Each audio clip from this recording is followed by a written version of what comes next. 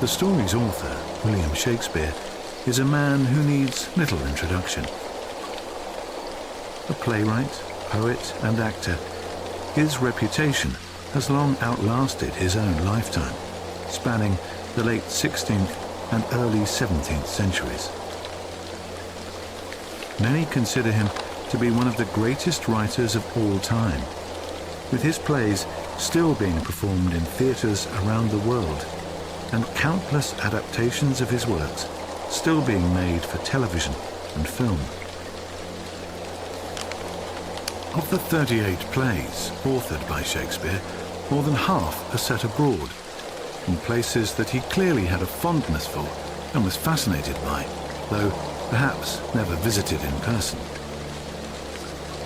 A Midsummer Night's Dream is one such story, which he wrote in Elizabethan England around the 1590s. Set in Athens, within the royal palace and its vast adjoining woodland, it's 16th century Athens the way Shakespeare imagined it.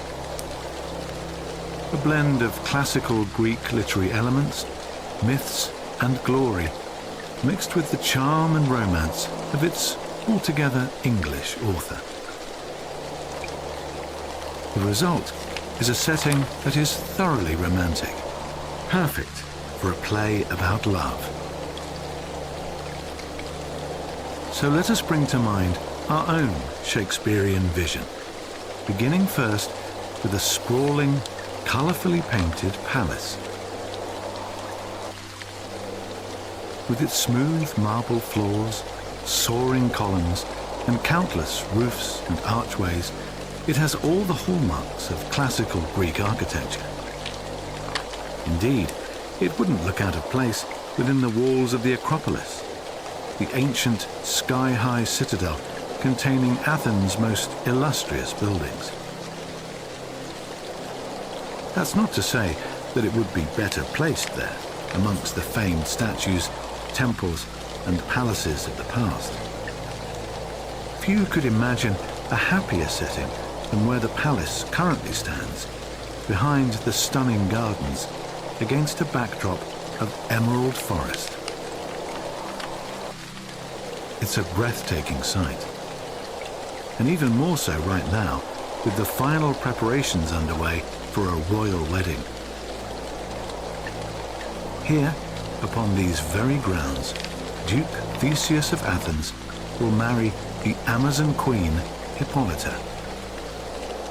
It's the social event of the year, and will be watched closely by the elite of Athenian society.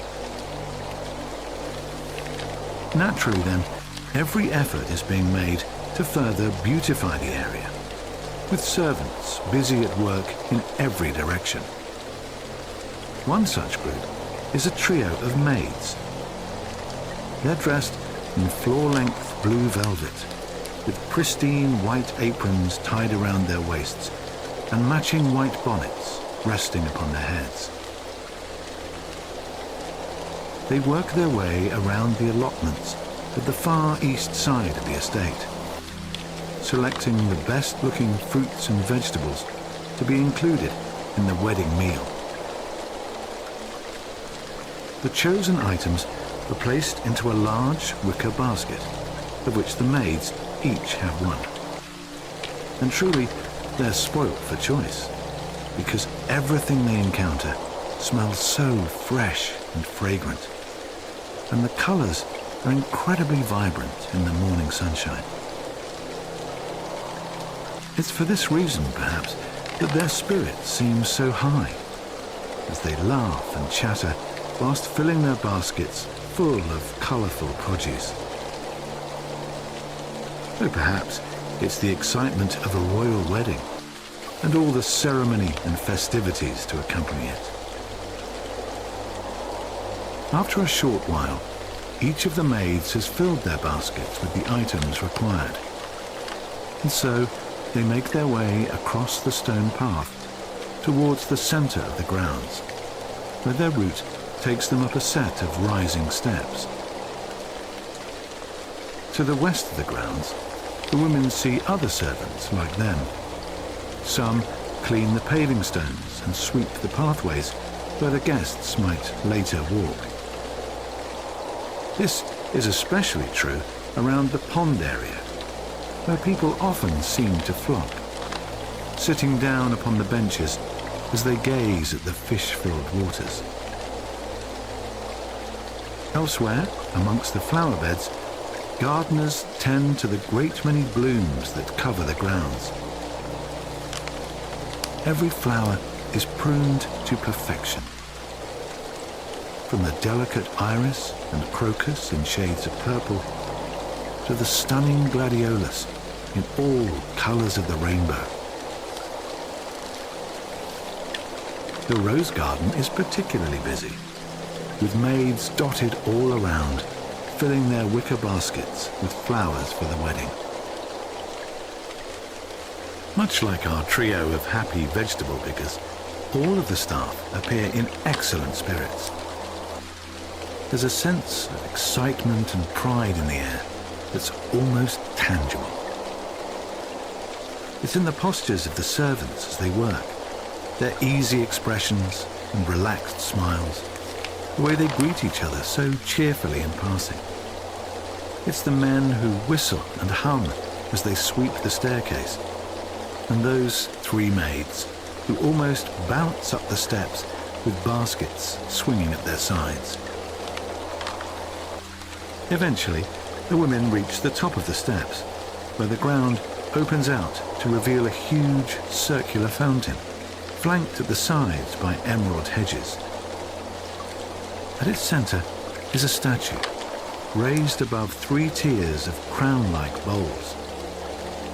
It's the goddess Athena, protector and namesake of Athens, sculpted from the same gorgeous marble as the sleek columns of the palace behind her.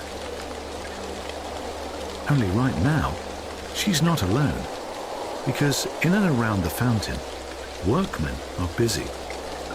2 hold cloths, cleaning the marble exterior until it glistens in the sunlight. Another man, with trousers pulled up above his knees, wades through the water towards the central column. There, he reaches a gloved arm down into the water, plunging a long cleaning pipe in and out of it. Moments later, as if by magic, the fountain comes to life over his head, water bursting out below the feet of the goddess. It cascades down, filling one tiered bowl after another until it spills down from each. Soon enough, the man's work is done, and there is a constant stream of moving water flowing from top to bottom. It's a beautiful sight, and one that causes the maids to gasp in wonder as they pass by, before heading up towards the house. Beyond the fountain, the palace lawn is bustling with servants, putting everything in place for the wedding feast later. Like the maids, the male servants are dressed in uniforms befitting a royal household. They wear tailored tunics of blue velvet, embroidered in gold, with matching doublets below and white hose. As each table is positioned, teams of men and women swoop in and begin decorating its surface. Cream tablecloths are laid out over the top before the place for each guest is set upon it. There are ceramic and silver plates and bowls surrounded by opulent silver cutlery. Champagne saucers too, beside wine glasses, each made of the finest glistening crystal. It's hard to imagine a more inviting dinner table, especially with the addition of roses as the table's centerpiece. In shades of scarlet red and softest cream, their sweet and luscious scent permeates the air. Equally pleasant is the sound of music echoing out from the palace terrace, where a string quartet perform their final rehearsals. Each musician is seated, two with violins in their outstretched arms, and another with a viola, like the violin, but slightly larger. The fourth performer sits behind a large stringed instrument, an exquisite piece crafted out of a deep, dark mahogany. Though only a practice, few watching would fail to be moved by their performance. Their movements seem effortless, as if the bows were pulling themselves across the strings, and their arms were simply attached. The resulting sounds are magnificent.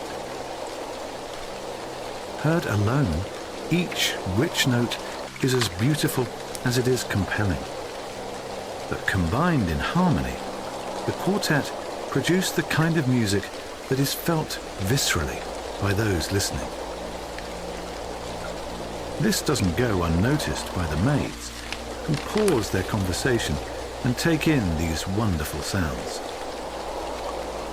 This remains the case throughout the rest of their journey as they stroll across the terrace, entering the palace through a large arched doorway. Inside the building, they step into the palace foyer, where sky-high ceilings soar above marble floors. And turning left, they head directly towards the palace kitchen, a massive room filled with colors, textures, and the tantalizing aromas of cooking food.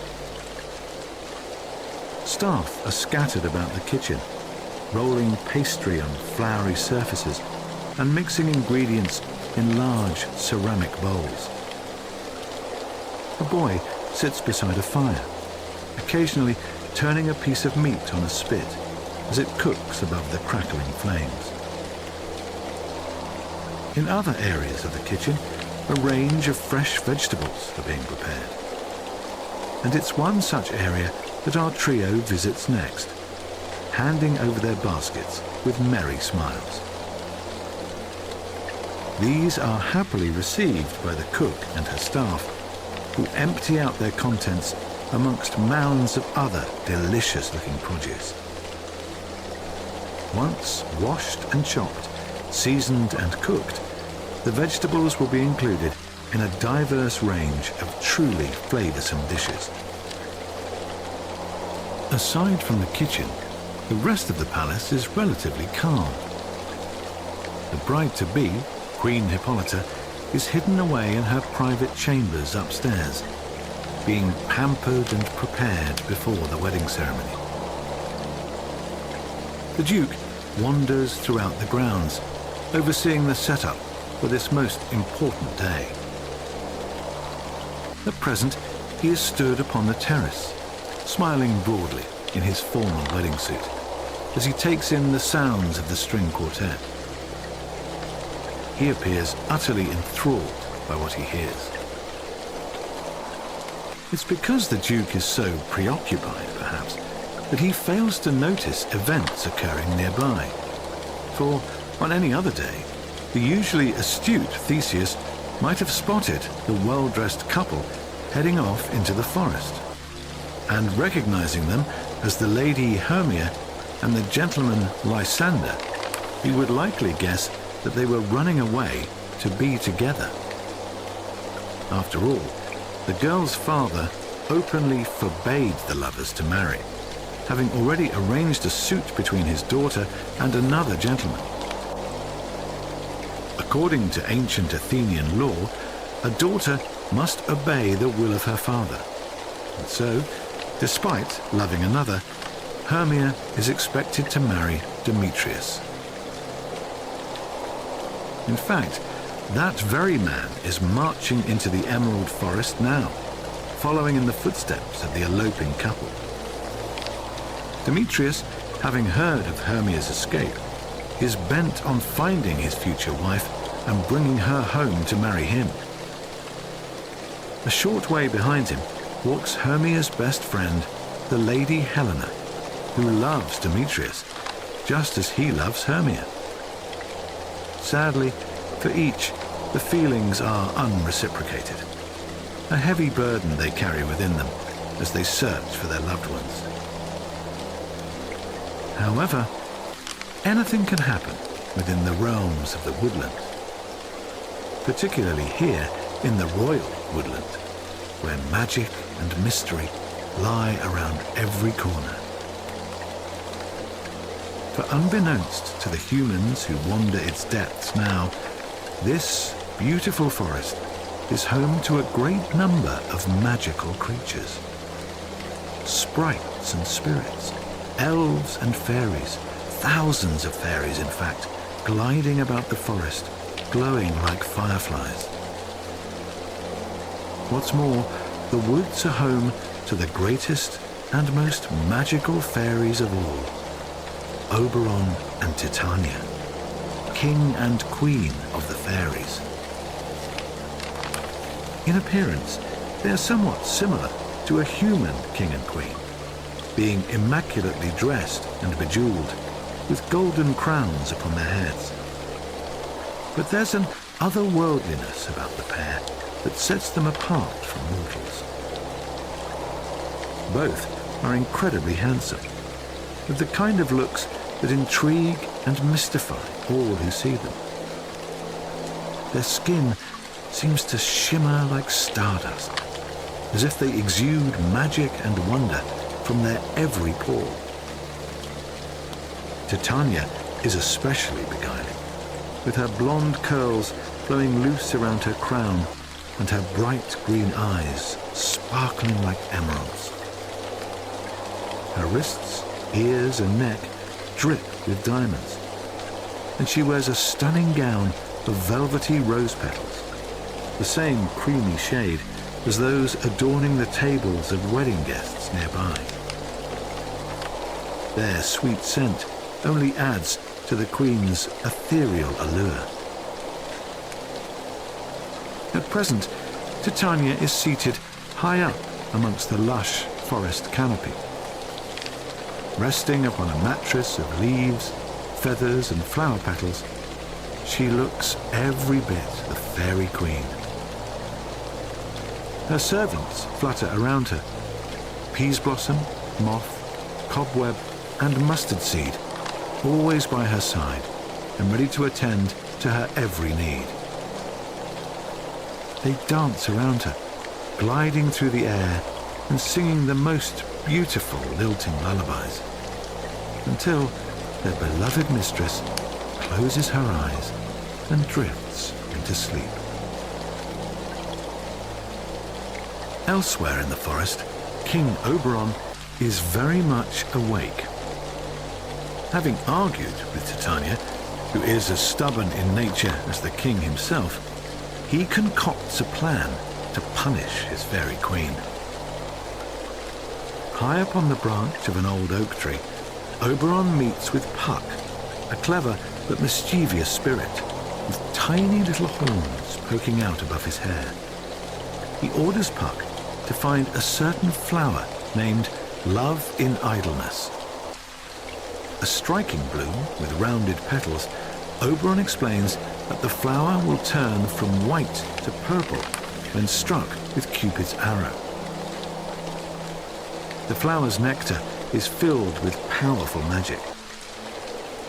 When dropped onto the eyelids of a sleeping person, the nectar will cause that person to wake and fall in love with the first living thing that they see. Oberon plans to play this trick on his wife, Queen Titania, having Puck slip the potion onto her sleeping eyes.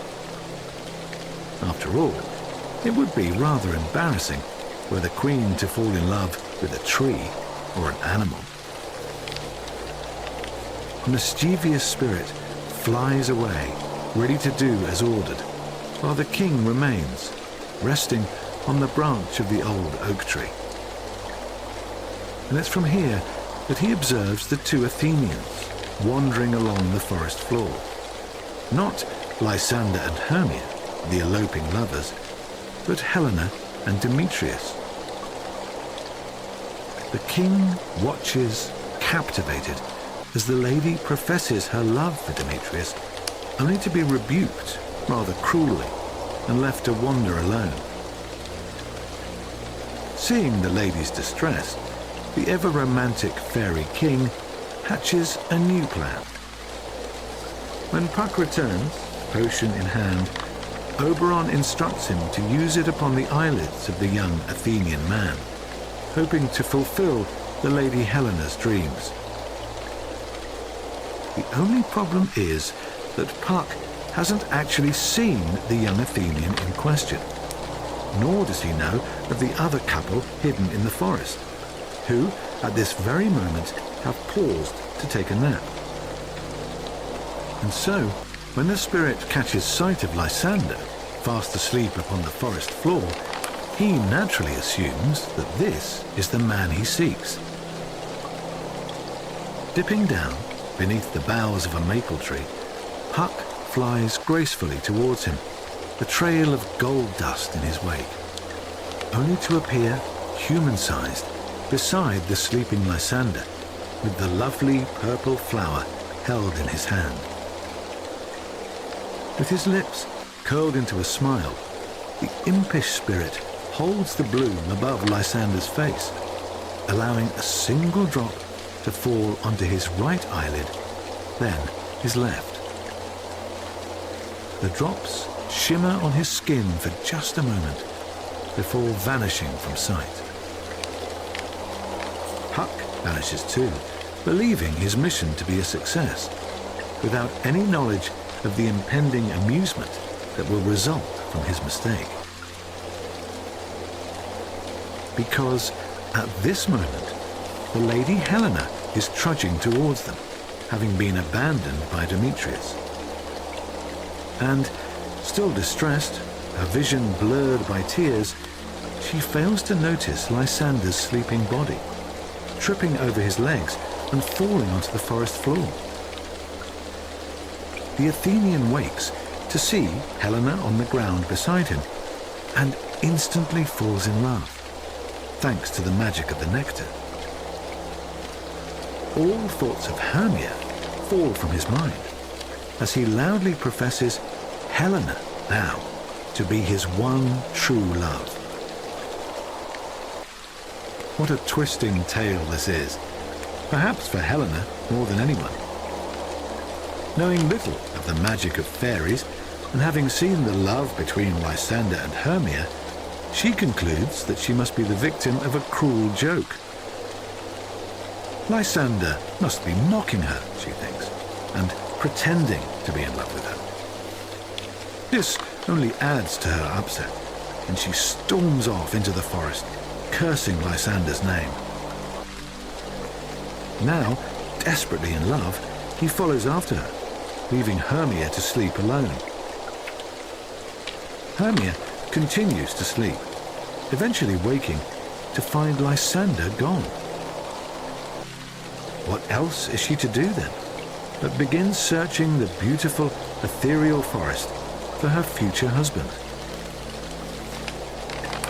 Some distance away from where the Athenians each wander, yet more magic and mischief is afoot. In a forest clearing, bathed in sunlight, a group of workmen are rehearsing a play to be performed at the royal wedding. Little do they know that the fairy queen, Titania, sleeps only meters away, raised high up on her woodland bed. Or that Puck is just now returning from his mission, having slipped the potion onto the queen's sleepy eyelids. Stumbling across these amateur dramatics, Puck finds a seat on the cushioned leaf of a maple tree, a secret audience of one. Then, leaning forward, he rests his head upon his hands, ready to take in the show. The play in question is a tragedy, though truly the rehearsals are somewhat comedic. For amongst the workmen is a fellow named Nick Bottom, a rather over-enthusiastic character who declares himself such a fine actor that he ought to play every part. Watching on, Puck is amused by this rather arrogant and silly character, and being the mischievous creature that he is, decides to teach this man a lesson. So, when Bottom stands apart from the group, repeating his lines before his entrance onto the stage, the naughty sprite seizes his opportunity. Casting a spell under his breath, Puck's words trigger a strange and wonderful transition. The man's face begins to change. His features become more animal than human, as his face is gradually covered by silky, silvery fur. His human ears disappear from sight, only to be replaced by long, pointed ears that sit on top of his head. Though his body and clothes remain as they were, the head of Nick Bottom is now that of a donkey, save for his bright hazel eyes. To the man himself, though, nothing has changed. So when he swaggers back to the group, eager to perform his lines, he is naturally confused by his friends' strong reactions. They gasp and stare at the sight of his face, and then, thinking themselves cursed, they promptly flee the scene. The impish Puck also exits, chuckling at his handiwork as he flies away to find his king. Nick Bottom, on the other hand, is determined to stay cheerful. Assuming his friends to be joking, he waits for their return in the sun-filled clearing, singing to himself a most cheerful tune. Meanwhile, the gorgeous fairy queen stirs nearby, woken by the sound of this very song. The potion once again takes immediate effect, and Titania declares this voice to be the most heavenly one she has ever heard.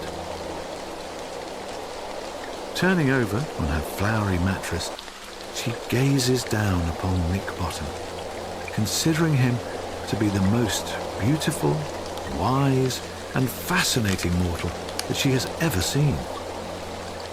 And she declares this proudly, proclaiming her great love for him and ordering her servants to dote on him as she does.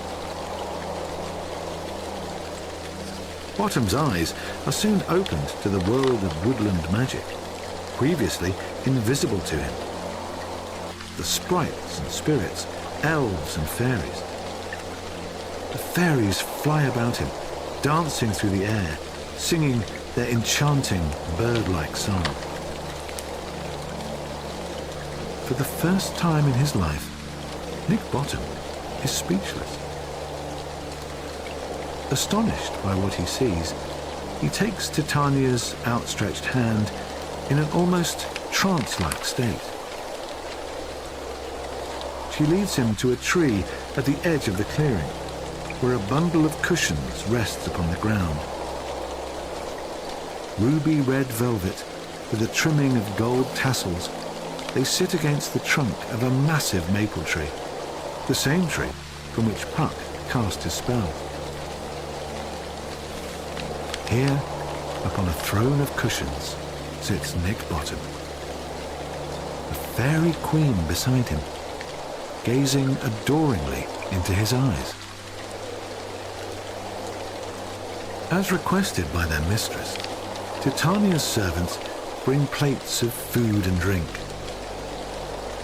There are purple grapes that sparkle like jewels, soft orange apricots, and the sweetest, plumpest figs. Split open, they reveal their ruby red insides, packed with golden seeds. And there's wine too, a rich red wine, served to the couple in goblets of silver. In all his life, Nick Bottom has never enjoyed such a banquet, or been in the presence of such wonderful company. He savours every mouthful and moment. Finding his voice, Bottom becomes most comfortable in his new surroundings. And right beside him, the Queen hangs on his every word as they talk, eat, and gaze into one another's eyes, all to a soundtrack of fairy song. Though it may be the result of Oberon's trick, it's hard to imagine a happier or more harmonious outcome. Despite their great differences, it's clear to all that the pair are blissfully content. Sadly, the same cannot be said of the Athenian couples, whose situation has only worsened. For Puck has returned to the king, and he, observing the couples to be more distressed than they were before, quickly realizes that a mistake has been made. He has placed the potion in the wrong man's eyes, breaking the love match between Hermia and Lysander. Lysander now dotes on Helena, whilst the man she loves, Demetrius, continues to reject her. Oberon decides that it is time to intervene, to carry out the plan that was originally in place. Scanning his realm in search of Demetrius, he soon discovers the man, dozing upon a patch of dry grass. As he sleeps, the king appears beside him, kneeling down, with sparkling eyes and skin. Puck does the same, handing over the precious flower and watching as the potion is placed upon the eyelids of the sleeping man. Just as before, it glimmers golden for a moment and then disappears into the man's closed eyelids. Hearing Helena's approach as planned, the pair promptly vanish, certain of the potion's good effects.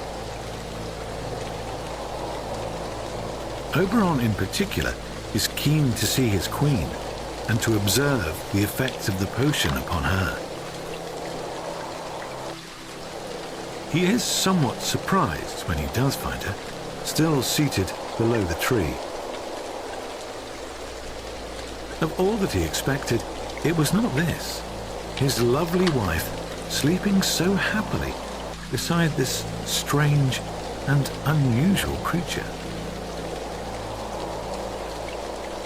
Queen Titania is more beautiful than ever in her love-struck state, next to this man, his head that of a donkey.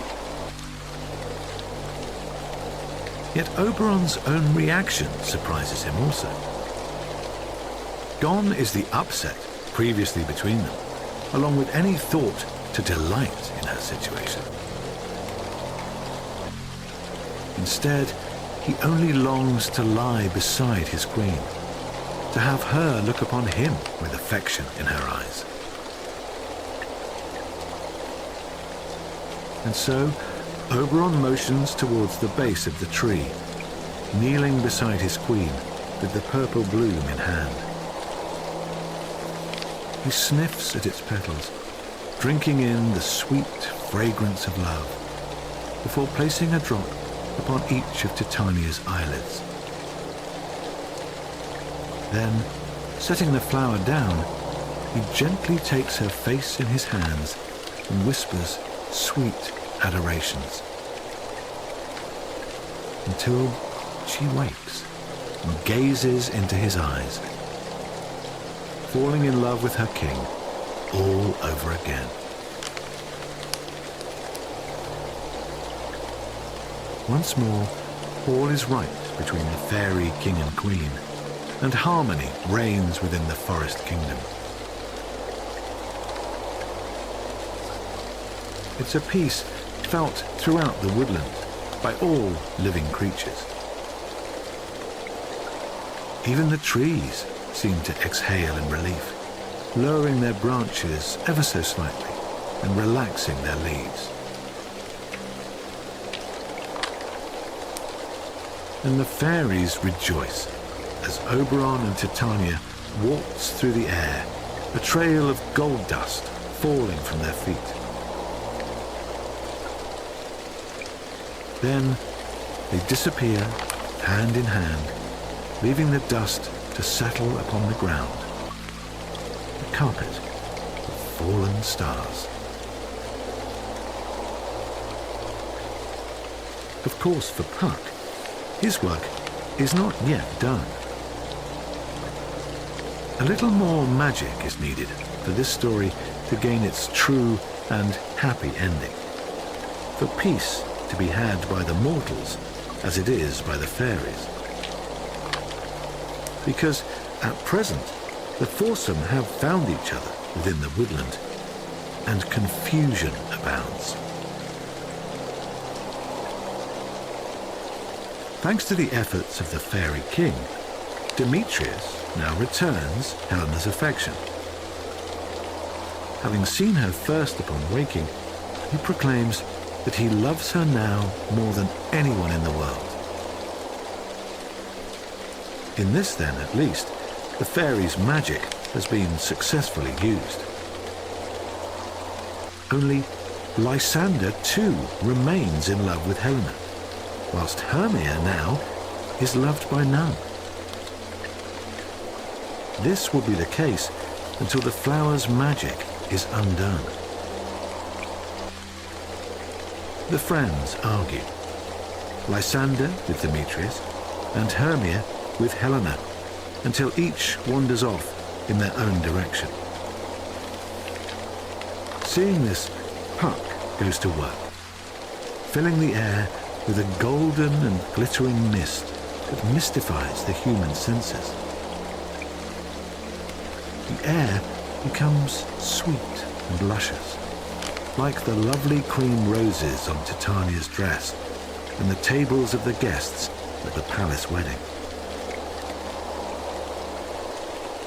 To add to this enchantment, the impish Puck moves from place to place, mimicking the voices of each Athenian, until they follow his words and are lulled to sleep in separate places in the forest.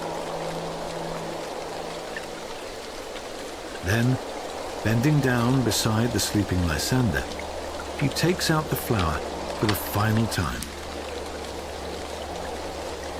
Placing droplets of its juice upon the man's sleeping eyelids, he removes Lysander from the spell, leaving only his pure and natural love for Hermia.